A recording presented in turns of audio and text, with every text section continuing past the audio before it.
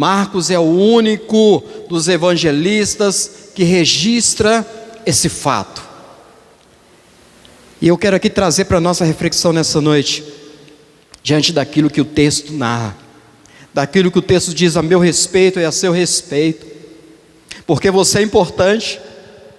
Deus, Ele quer trabalhar nas nossas vidas, todo momento, todos os dias.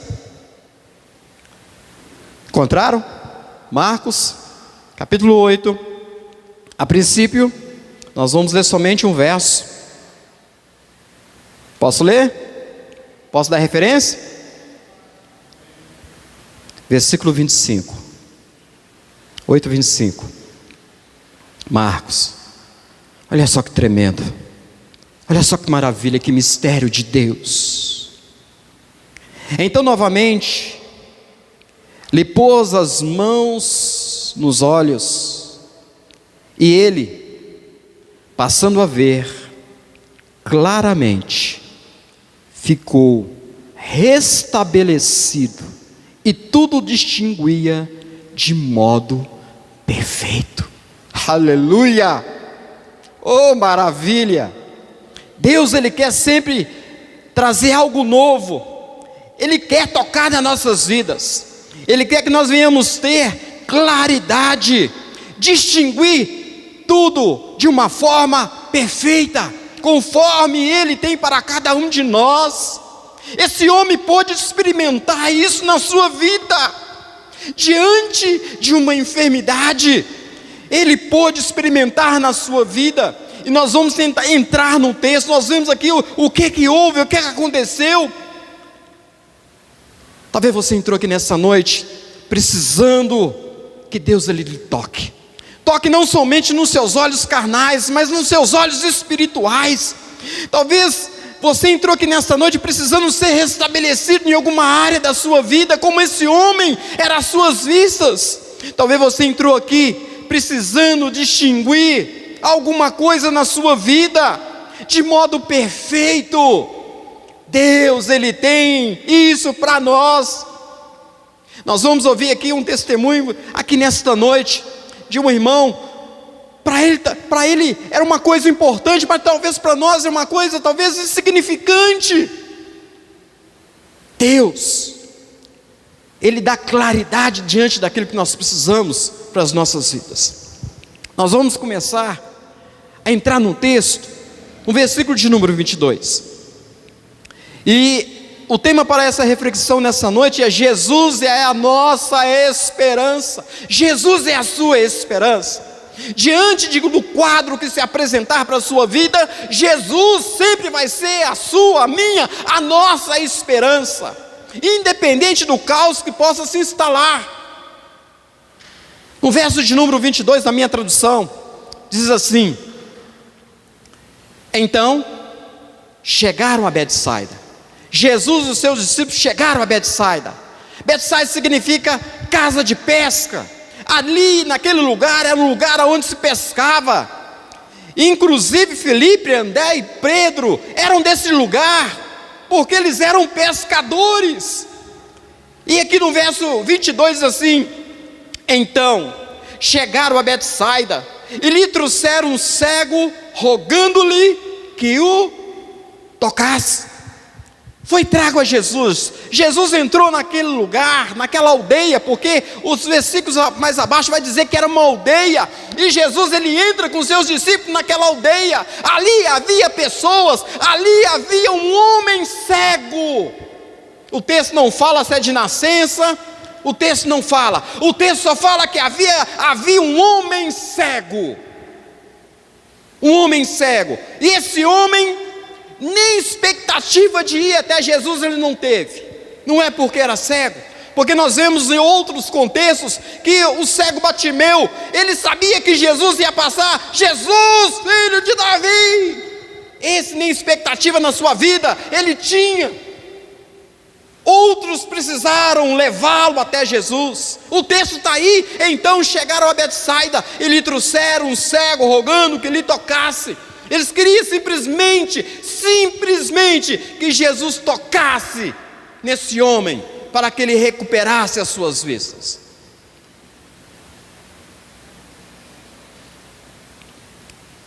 Talvez essa, como é desse homem, é a minha história, é a sua história também.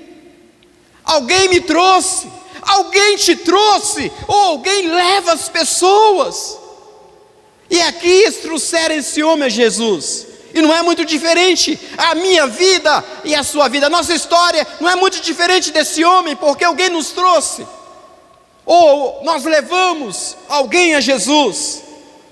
Aquela aldeia aponta para o mundo cego. Nós vamos ver isso aqui no texto, porque aquela aldeia havia pessoas cegas. Não somente um cego, era talvez cego da carne, mas aquela multidão ali daquela aldeia era cego espiritualmente. E é assim o nosso contexto, e muitas das vezes nós estamos vivendo. Para vocês que chegaram agora, nós estamos lendo aí o texto de Marcos capítulo 8, versículo 22. Aquela aldeia apontava para o mundo cego, do qual Deus quis tirar esse homem dali, através de Jesus Cristo, assim como quer tirar as pessoas desse mundo, aonde que impera a cegueira espiritual. Eles não somente trazem esse homem, mas pedem que Jesus o toque. O toque é importante. Eu creio que todos nós aqui, de uma certa forma, gostamos do toque. O toque é bom, uma massagem, uma carícia. O toque é importante, porque o toque, ele transmite algo. E eles trouxeram aquele homem a Jesus, e falou: Jesus, toca nesse homem. Está aí no verso de número 22. Então chegaram a Betsaida e trouxeram um cego, rogando-lhe que o tocasse, que Jesus tocasse. É por isso que nós, como igreja, nós tocamos nas pessoas. Não que o poder está no toque, não. Mas o toque é importante, porque ele é bíblico. Mas a cegueira espiritual não é menos real e nem menos trágica que a cegueira física. Não é. Em 2 Coríntios 4,4 vai nos dizer assim, que o diabo cegou o entendimento dos incrédulos para que não lhes resplandeça a luz do evangelho de Cristo. Então a cegueira não é somente física, a cegueira ela é espiritual.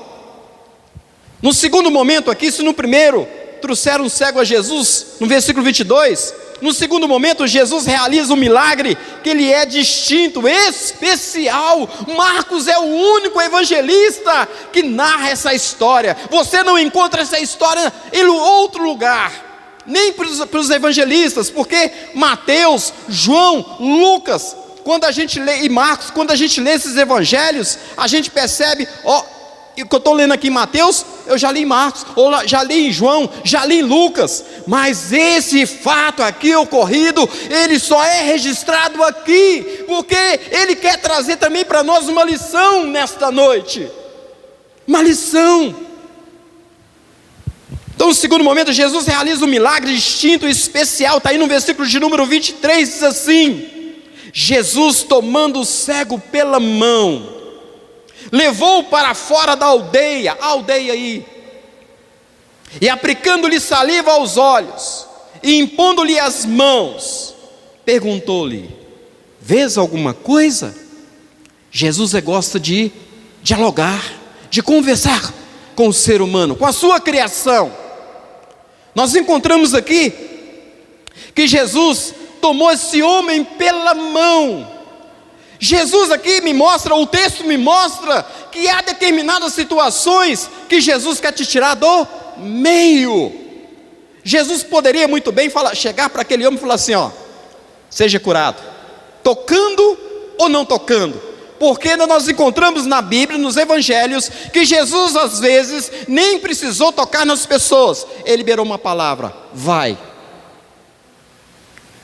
É a condição desse homem. Jesus nem precisaria ter pegado ele pela mão, Jesus poderia ter liberado uma palavra para ser curado, mas o mais importante aqui não é a cura. Jesus queria trabalhar na vida desse homem e na vida dos discípulos. Versículo de número 23 diz assim: Jesus, tomando o cego pela mão, levou-o para fora da aldeia, aplicando-lhe saliva aos olhos e impondo-lhe as mãos, perguntou-lhe: vês alguma coisa? Jesus tomou esse homem pela mão para estabelecer um diálogo com ele. Veja bem, eu não sei se você já conduziu algum cego. Eu já conduzi, mas só para atravessar, mas não conduzi. O texto não fala se foi 1 quilômetro, o texto não fala a medida que Jesus saiu da aldeia levando esse homem. O texto não fala, mas Jesus queria ali criar um laço de relacionamento com esse homem.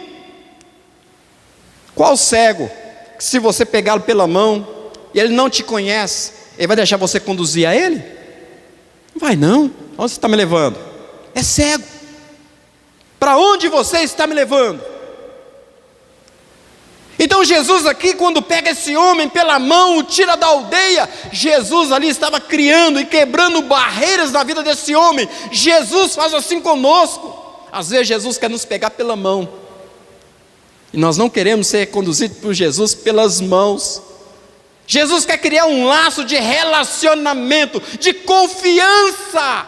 Era isso que Jesus está falando com esse homem, e criando um relacionamento com esse homem de confiança. Talvez esse homem poderia estar vivendo de forma passiva, quer dizer, sem iniciativa, sem vontade, apático, indiferente, sem vontade própria, porque o texto diz que foi outros que o trouxeram, não foi ele que teve a iniciativa de ir até Jesus.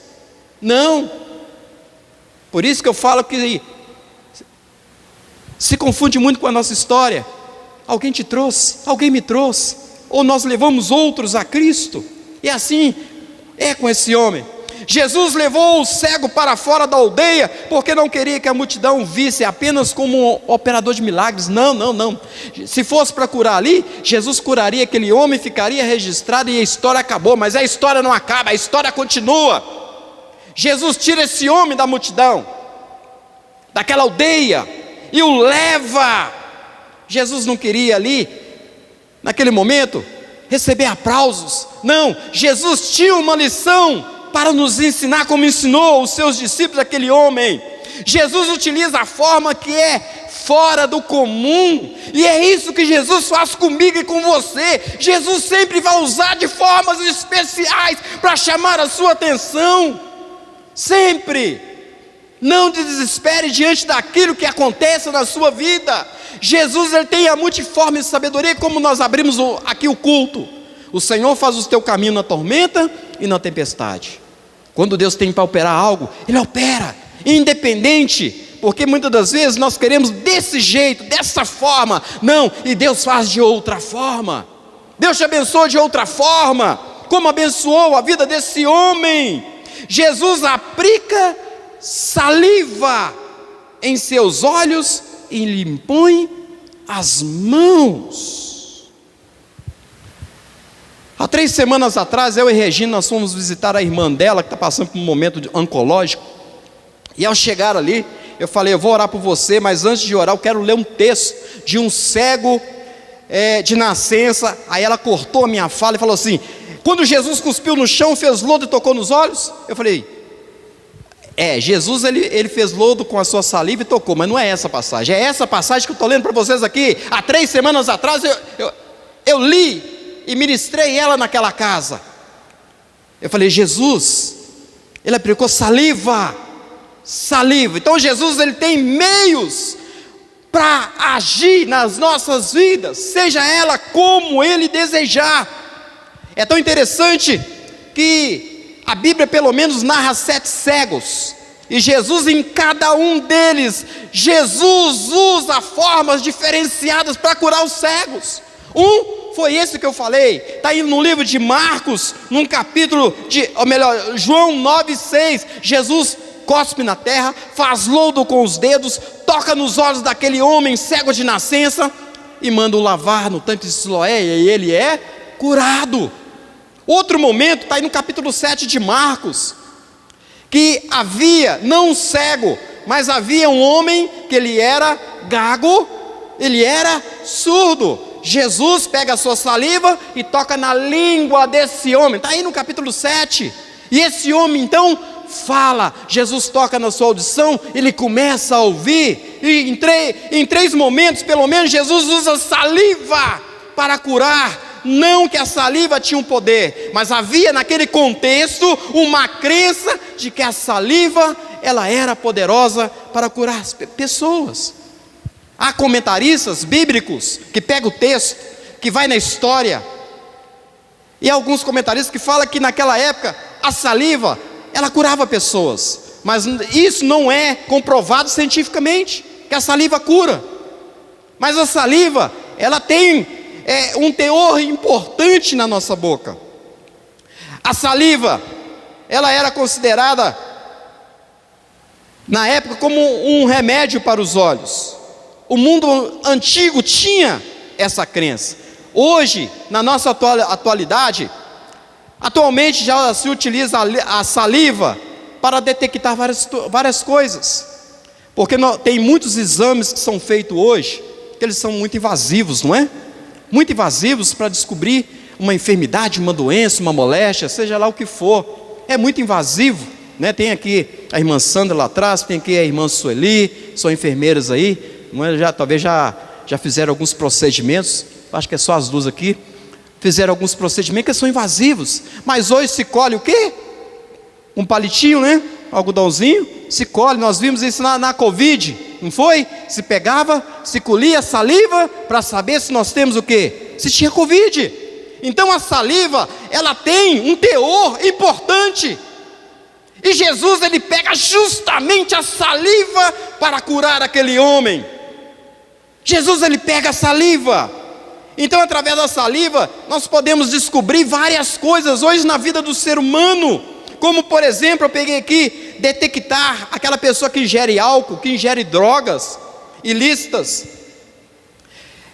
Para mensurar níveis hormonais, como, por exemplo, os níveis de estrogênio em mulheres que sofrem de desordem hormonal. Olha só que interessante.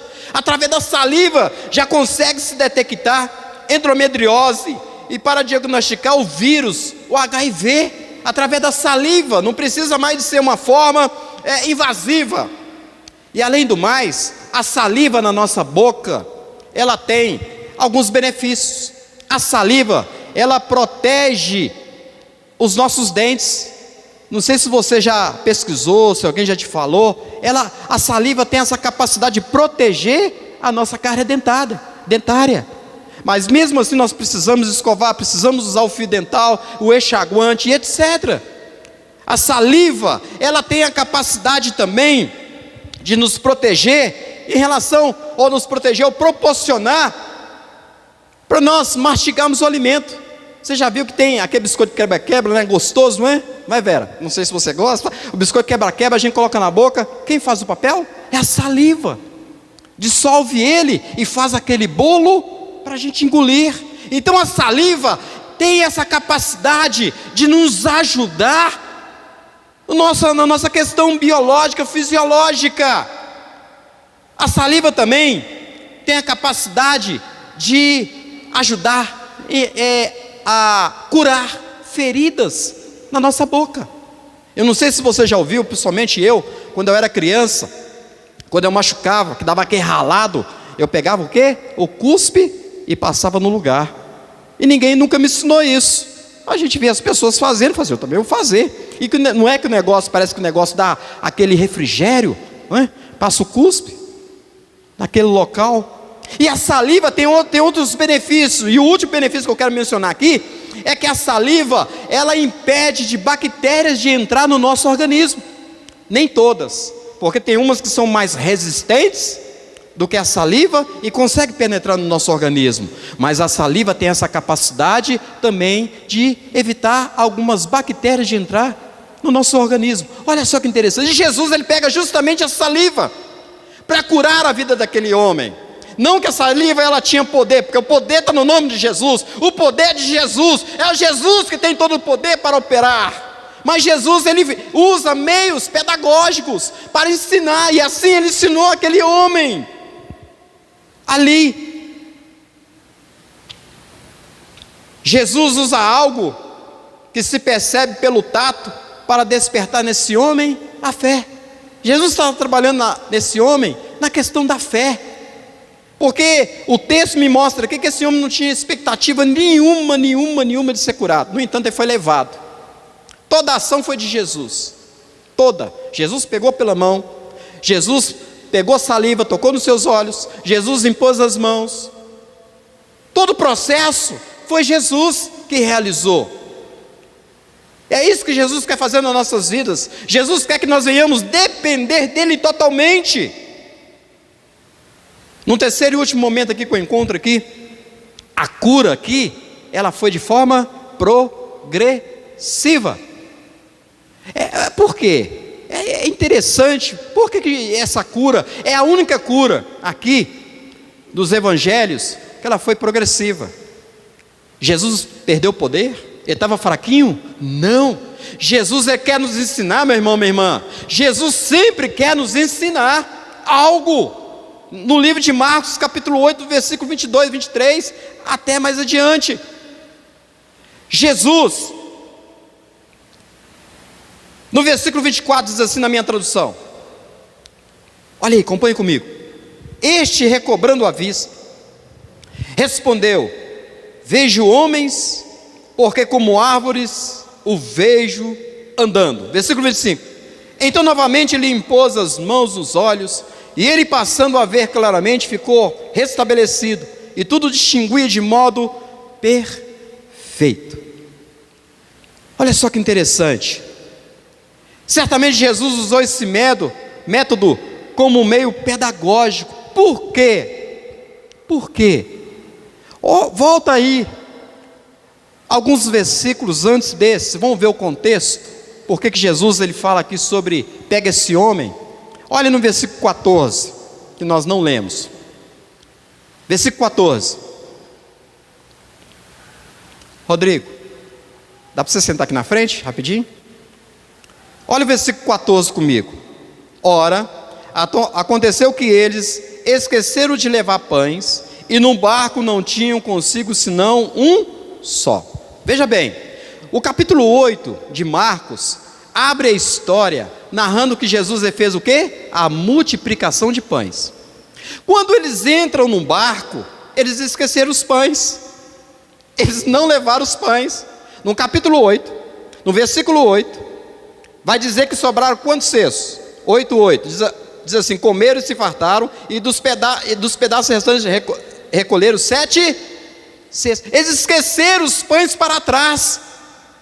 Olha o que diz o versículo 14, novamente agora, 8:14. Ora, aconteceu que eles esqueceram de levar pães, e no barco não tinham consigo senão um só. Versículo 15, preveniu-os Jesus, dizendo: vede, guardai-vos do fermento dos fariseus e do fermento de Herodes. E eles discorriam entre si: é que não temos pão. Versículo 17, Jesus, percebendo, lhes perguntou: por que discorreis sobre o não terdes pão? Ainda não considerastes, nem compreendestes? Tendes coração endurecido? O que os discípulos estavam pensando aqui? Que Jesus estava puxando a orelha deles porque eles esqueceram os pães. Não, Jesus não estava falando nada disso. Jesus estava falando para eles acautelar e para eles ficarem espertos em relação à doutrina de Herodes e a doutrina aqui dos fariseus, a hipocrisia, porque eles pregavam uma coisa e viviam outra. Jesus não está falando sobre o esquecimento dos pães. Aí Jesus, no versículo 18, vai dizer assim: vocês, discípulos, têm olhos e não vedes, têm ouvidos e não ouvis, não vos lembrais? Versículo 19, de quando partiu 5 pães para os 5.000, quantos cestos cheios de pedaços recolheste? Responderam eles: 12. Então o que Jesus está falando aqui? Por que Jesus pega esse homem? Olha só como é que as coisas, elas encaixam perfeitamente na condição de Jesus. Os discípulos não estavam entendendo nada que Jesus estava falando. Jesus falou assim: vocês têm olhos e não veem, vocês têm ouvidos e não ouvem. É para nós hoje. Nós temos olhos e não vemos, temos ouvidos e não ouvimos. Aí Jesus precisa pegar um homem que é cego para trazer uma lição para eles. Esse homem cego é como se fosse um manual de instrução. E Jesus fala assim: vocês não entenderam nada, vocês têm olhos e não veem, têm ouvidos e não ouvem. Espera aí, eu vou pegar esse homem e vou dar uma lição para vocês.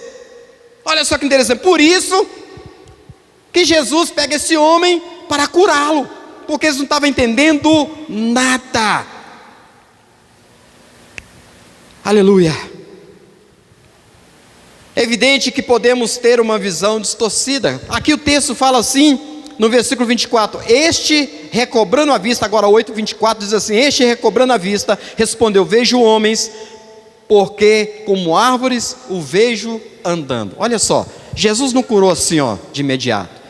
Precisou de Jesus dialogar com esse homem. Será que Jesus sabia que ele não estava enxergando? Jesus sabia perfeitamente que esse homem não estava enxergando, mas Jesus queria criar nesse homem fé.